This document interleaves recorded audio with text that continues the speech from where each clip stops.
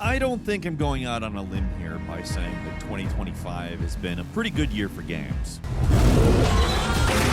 The GTA 6 delay, it stings. Not going to pretend it doesn't, but even without it, this has been a stacked year with a ton of interesting and diverse games. To some extent, I'm almost happier GTA is a 2026 game, gives all this other great stuff room to breathe, as well as some room to battle it out in what's probably the most stacked and crowded Game of the Year contests in recent memory. What makes this year's Game of the Year discussion so interesting is that there's no big, obvious frontrunner. There's no GTA 5 or Elden Ring to take the air out of the room. Obviously, everyone's going to have their own personal favorites, but even among us here in the gameranx crew, there's varying opinions on what could and should win, but even more so, just an evaluation of what probably will win. Often there's a game where we're all like, well, that's going to win, even if we want it to or not. We're not at that point. And yeah, I get it. It seems like it might be a little early to start this discussion, but keep in mind, ballots for Game of the Year at the Game Awards go out early November, and the actual show airs between December 6th and 12th, depending on the year. In 2025, the show's airing December 11th,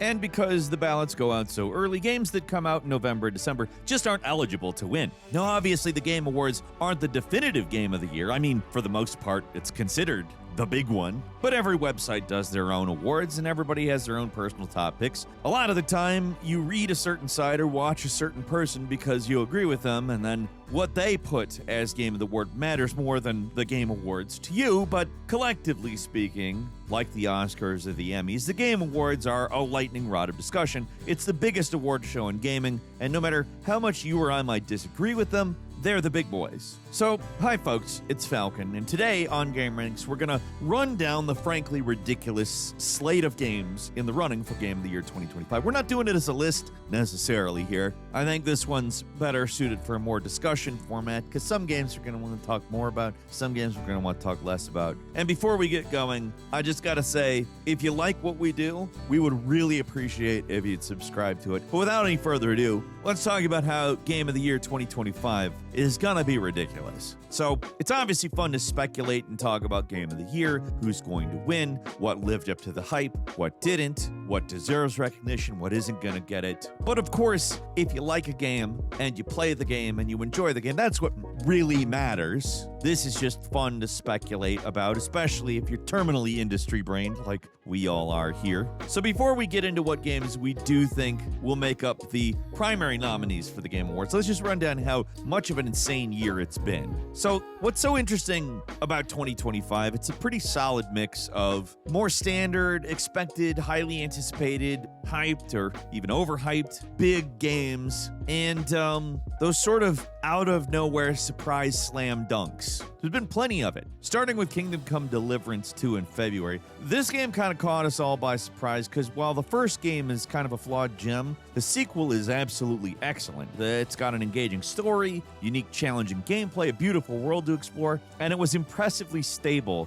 compared to how much of a buggy mess the original was. Kingdom Come was an immediate Game of the Year contender. It really is a huge step up from the first game, and it deserves all the accolades it got. Later the same month, though, we got another game that everybody pre-release was kind of like, oh, this is probably going to be a Game of the Year candidate, but it didn't really fully live up to the hype. That is, of course, Monster Hunter Wilds. Now, we can all have our different opinions on Monster Hunter Wilds. I actually think it's a logical step. It's quite a good game. It's basically what I want. A lot of people thought it's not as good as Monster Hunter World, but there's reasons why a more streamlined experience works better for certain people, and there's reasons why it doesn't. And no judgment, whichever side of the line you are on that. I think we all know it's not really in the running now. There's also some pretty bad performance issues with it that I'm just going to say are a serious mark against that game. But one of the prevailing conversations this year has been difficulty. Like, the majority of the biggest, most talked about games this year are uniquely demanding challenges. Kingdom Come goes a more simulation route with its difficulty, puts a lot of pressure on new players in a way a lot of open world RPGs like that don't. As the player gains skills and learns how the game works, it becomes less difficult, but it takes perseverance to get to that point. On the flip side, a lot of the complaints about Monster Hunter Wilds is that they made it too easy. People say it removed a lot of the challenge that makes those games so interesting, and that left people disappointed. I'm not sure that's really what it is, but I get why people are saying that too. But Split Fiction, that's a game that doesn't really fit the difficulty discussion. Came out March 6th. It's one of those games we all expected to be good, and it was. As a follow-up to It Takes Two, it's an absolute triumph of co-op game design. It's creative, it's a whole lot of fun, while being mechanically a little more complex. Sure, the story is fluff, but It Takes Two story is odd, to say the least, at sometimes. And I'm just gonna say this one has a more entertaining story. It seems like almost a prerequisite nomination. I feel like it would basically any other year. And at least early on, I think we all assumed 2025 wasn't gonna be as stacked as it is. So maybe at the time, seemed like an easy lock for those 5 slots. But now in September, it's not an easy pick. Of course, it's still a great co-op game, and some of those early safety votes are, I mean, they make sense. I think Split Fiction's probably in the running. Well, there's a lot to talk about, so I'm gonna say I don't know that this is a guaranteed inclusion. I think it's fairly safe, but not a lock. Assassin's Creed Shadows came out March 20th, and it was generally considered a step up for the series. I don't think these win Game of the Year anymore. They're going to have to completely reboot the whole thing or make a new one from the ground up, and I don't think they're going to do that. Getting back on track, I think the next major pick for many, especially at time of release, was Blueprints, which came out April 10th. It's a roguelike puzzle game. It's difficult to define, hard to pin down. I do think what drove so much of its appeal, especially early on, though, is just that.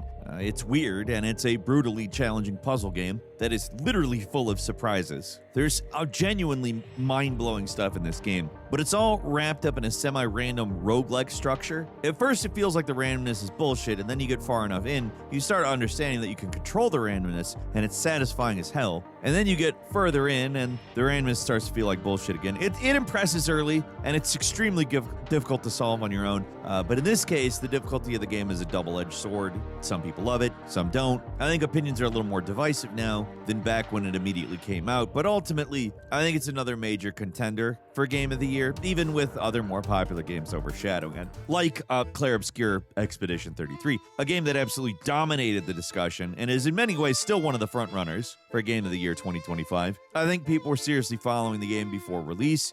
They knew it was going to be something special, but for a lot of us, it really blindsided us. You see this thing without knowing much about it, you assume it's going to be maybe a flawed cult classic or a middling JRPG wannabe. Instant Classic was definitely not on my bingo card. I talked about it repeatedly before it came out in upcoming game lists, and I mean, it looked cool to me, but I wasn't expecting it to, blow my mind or anything. It did, though. Like, coming from such a small team being sold for a lower price point, the level of quality is just through the roof. It's an excellent RPG, a beautiful story, excellent voice acting, incredible music, and an innovative battle system that remains a nostalgic throwback. It is that and a bold step forward at the same time. That's what makes the game work so well. While certain games have kind of inevitably faded from memory somewhat, the game is still heavily in the conversation. It's a constant source of debate and discussion. It's got challenging gameplay, it's complex, has a somewhat divisive story, and a weird relationship with the RPG genre, given it's from France and it's a Japanese RPG. One of those games that's deliberately old school, but also very modern in a way that speaks to people. It wasn't until June 26th that we did get another game with the same caliber with Death Stranding 2. Major games released between, like Doom the Dark Ages, Mario Kart World, and the Game of the Year in our hearts, the masterpiece that was Mind's Eye. But none of those games fit the Game of the Year mold that everybody's expecting. Death Stranding 2 does. It's a massive game with tons of story full of Hollywood celebrities and cutting-edge technology made by Jeff Keighley's best friend, Hideo Kojima. And there's a doll that's a man, and his name is Dollman. It's the type of thing that the Game Awards was made for. It's got everything an award show would want, and while it's in many ways a highlight reel of Kojima's career, it's still a fantastic game that irons out some of the flaws of the original, which maybe for some people makes it less of a unique experience compared to the first, but it's so much fun. It's weird and dark and goofy and slow and meditative sometimes, and a full-on action-packed thrill ride others. It's got everything. if you're on board with Kojima weirdness, which he leans into this time around, both in seriously dark content and fourth wall breaking absurdity. I mean, it might be the best all-around game from Kojima, not necessarily the best of his games, but the best all-around of his games. But a game I don't think a lot of people were expecting us to talk about was Donkey Kong Bonanza, which came out in mid-July. Looked too many okay pre-release, nothing to get too hyped over. Want to say, look back at me talking about it, I was like, this is going to be good. This is going to be good shit. And it was. Nintendo was really cooking with Mario Odyssey and Red Faction Guerrilla as the ingredients. It was the crossover nobody knew they wanted. It's one of the weirdest, most ambitious Nintendo games yet, and it's an absolutely just a delight from top to bottom. It's a game that's so unusual that it's actually a little off-putting at first. Like, what the hell is this? What am I playing? The more you play it, though, the more it makes sense. And it's hard to believe they were able to make a platform where you can basically destroy everything, and the game just works. The ambition is off the charts, and it works. Like, it is a fun ride from start to finish, and that entire ending sequence is completely insane. In a year full of some amazingly hype endings, Bonanza might have the hypest. But jumping ahead to September 4th, that's the Megaton Bomb. It is known as Hollow Knight Silksong. It was a meme because it took so long to come out. Most wish-listed game on Steam for many years. It was inevitable that this thing was at least going to be in Game of the Year discussion for whatever year it actually came out on, as long as it, was good. And while Monster Hunter Wilds got decried for being too easy, Silksong has actually had some controversy for being too hard. I think the difficulty of this one caught people by surprise. And when it comes to difficult games, you never really know where the pendulum's going to swing in terms of overall opinion, but some extremely challenging games got universal praise like Elden Ring, and sometimes difficulty generates a lot of criticism like Shadow the Erdtree. Opinions about Silksong are pretty hot right now. There's a lot of back and forth in regards to difficulty, at least within its fan community. I think the gaming press opinions are a lot more generally positive. Back when we gave our first impressions, we weren't completely sure which way to lean on it, but having been able to fully finish it, I was crazy positive about the game, even though I was kind of not sure whether to say it was what it needed to be or not. It's such an excellently designed game, so dense and satisfying. There's so many little details and secrets and surprises. It's a game that's it's so much fun to explore. And there's sometimes it makes you want to pull your hair out, yes, but it ultimately does play fair. It's very challenging, but I never feel like the game made me die. I feel like I died playing the game not good enough. The challenge is crazy, but it is super satisfying to finally finish off some boss you were initially struggling with. Like, just what you're getting here is nuts. For just $20, you get 50 hours of content, and that's not 100%. It's not accessible in the way that the original Hollow Knight is, but man, does it deserve a spot among the Game of the Year contenders. Another game that deserves a spot is actually last year's Indiana Jones The Great Circle. It wasn't eligible last year because it was released in December. I don't think it's going to get the attention it deserves because it came out last year and people aren't going to be thinking about it. Man, is it an excellent game, and it's probably Machine Game's best. It's the best Indiana Jones adventure since The Last Crusade by a frickin' country mile.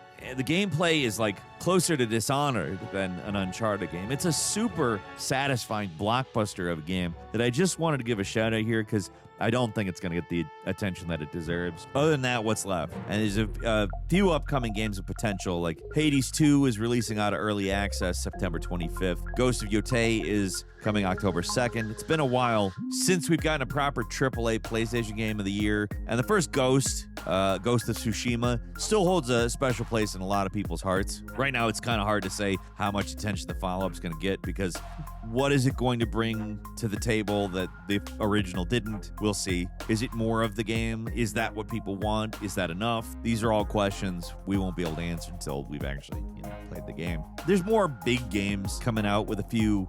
Silent Hill F is going to be a big one. Battlefield 6, Black Ops 7, Ninja Gaiden 4, Vampire the Masquerade Bloodlines 2, Outer Worlds 2, Metroid Prime 4. But there's going to be a few of these that aren't even eligible. Call of Duty games also just don't win Game of the Year. Battlefield Battlefield games, probably foolhardy to expect that as well. Not an indictment of their quality, it's just they don't generate the kind of buzz with the voting audience that a game like Silent Hill F, if done right, could. Kind of a wild card, could go either way. We've been surprised so many times this year, so who knows? So here, these are the games that I think are likely to be in the running for Game of the Year 2025. Clair Obscur Expedition 33, Death Stranding 2, Donkey Kong Bonanza, Hollow Knight Silksong, Kingdom Come Deliverance 2, Split Fiction, Blueprints, and maybe based on what happens when it comes out, what the game is when it comes out, reputation certainly precedes it, but it could be, out of the running based on just being an uninspired follow-up. Ghost of Yotei. Hades 2 is a really good game, and the first one got a lot of buzz and awards, but this is not getting the attention the first one did. Might be wrong, could sweep the awards like the first game did, but at least right now, I'm just not seeing the hype. That's 7 pretty legitimate contenders for the big award, even though we're leaving out some pretty popular and well-regarded games. I mean, Mario Kart World is very high rated,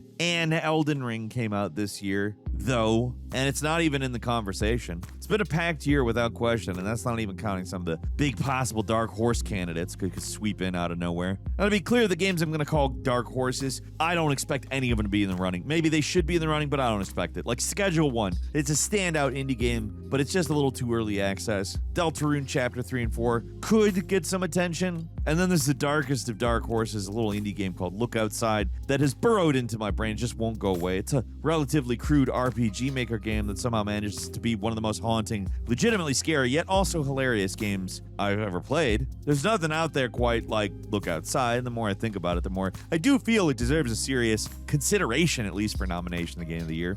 It's pretty far from typical Game of the Year material, but look at the list. It's eclectic as hell. The gamut runs from most star-studded AAA to some pretty small indies. Blueprints was made by one guy, a solo developer. Silksong was made by 3 guys. I mean, there's triple the amount of guys, but very few guys. These kinds of indie games, they would have no chance in hell a few years ago, but like War, things have changed. Indies are, the idea of an indie game is becoming mainstream. You don't release a game independently and just expect it to be mainstream, but it's possible now. Probably the most talked about and highly anticipated game of the year is Silksong. So who's gonna win though? Now that, I have no idea. Last year the winner was Astrobot, and that took some people by surprise. 2024 was kind of in a similar place where there was no clear winner, but I don't think the quality of the competition was quite the same. Everything's really good this year. There's definitely some of the games we've mentioned today that are gonna be considered all-time greats. We will remember at least some of these games decades from now. As good as this year's roster is, I kind of think Clair Obscur might be the front runner. It's kind of just catnip for the type of person that votes in these things. It's got the attention, it's got the hype. It's also an out-of-nowhere small developer doing something crazy that's considered big, but that doesn't mean the outcome's certain. Sometimes the safest pick is the most controversial pick. I suspect that played a bit of a part in why Astrobot won. Not to knock that game, but some people were kind of mad because it was just a safe choice. It's a great game, though. If 2025 has an equivalent, it's maybe Death Stranding 2 or Split Fiction. Possibly, again, depending on how it is when it comes out, Ghost of Yotei. The big breakaway here is that if you're into a wide variety of games, this has been a really good year with a lot of interesting stuff to play. And even if you're only interested in the absolute best of the best that gets awards attention, there's still a lot to be happy about. Of course, not every single game on here is going to be everyone's cup of tea. And sure, the Game Awards is literally just a popularity contest for industry folks. It's ultimately, what we're talking about here, because there's plenty of great games, and I'm not going to knock a great game. A lot of these games are somebody's favorite game. These kinds of awards favor a certain kind of game, though, usually single player, generally story-driven, often mechanically demanding or innovative, while still maintaining a level of traditional standards of quality. So the truth is that whatever wins or loses, it doesn't really matter. What really matters is your own personal game of the year, your own favorites, your own not-so-favorites. Though it is nice to see something get recognized on a wider stage, we have to also acknowledge that Game of the Year sometimes feels a little bit meaningless. Every video game under the sun gets a Game of the Year edition, no matter how good or bad it actually is. Everybody knows this stuff doesn't matter, but we can't help but obsess about it either way. For this reason, it's fun to talk about, right? I think so. And I think on that note, we have a comment section that you're more than welcome to talk about it with us and with others. So leave us a comment, let us know what you think. If you like this video, click like. If you're not subscribed, now's a great time to do so. We upload brand new videos every day of the week. Best way to see them first is, of course, a subscription. So click subscribe. Don't forget to enable notifications. And as always, we thank you very much for watching this video. I'm Falcon. You can follow me on Twitter, Falcon the Hero. We'll see you next time right here on gameranx.